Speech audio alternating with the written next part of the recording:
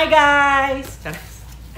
For today's video ay samahan nyo ako at mag-unbox tayo ng aking in-order na newest addition hair iron from Sis Jane Lo.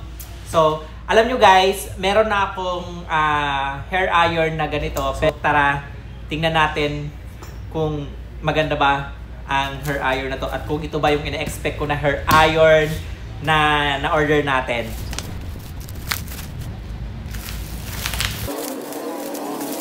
So, ayan, may pa-freebies, mga sis. May freebies ang ating in-order na cape.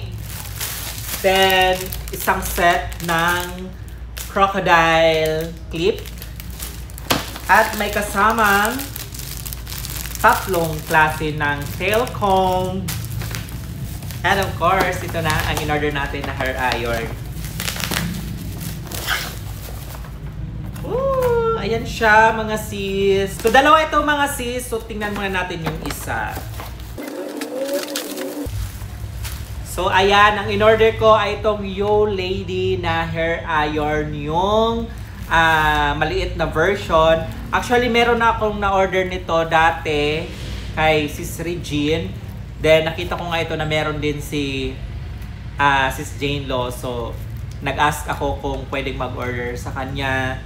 So, ayan. Alam nyo naman mga sis, pagdating sa hair iron, talagang si Sis Jane Lo din ay isa sa mga in-orderan ko dahil alam kong legit ang kanyang mga binibentang hair iron at napakabilis makipag-transact sa babaeng yarn. So, ito naman yung isang hair iron, mga sis. Ito ay Yo Lady din, pero yung malapad na version. So, ayan, meron tayong pang backup, di ba? Super lapad nito. So, ayan mga sis, ang ating mga na-order na hair iron from Sis Jane Lo, ang dalawang klase ng Yo Lady, yung maliit at yung malapad. Ito ay pang-bakbakan talaga mga sis.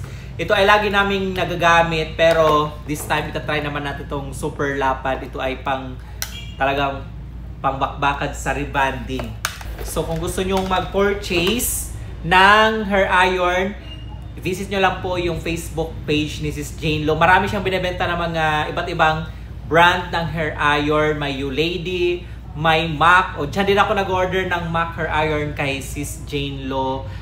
And nagtitinda rin siya ng mga pang nails and everything. So, check nyo lang po yung Facebook page ni Jane Lo. Ilalagay ko na lang po dyan sa comment section yung link ng kanyang Facebook page.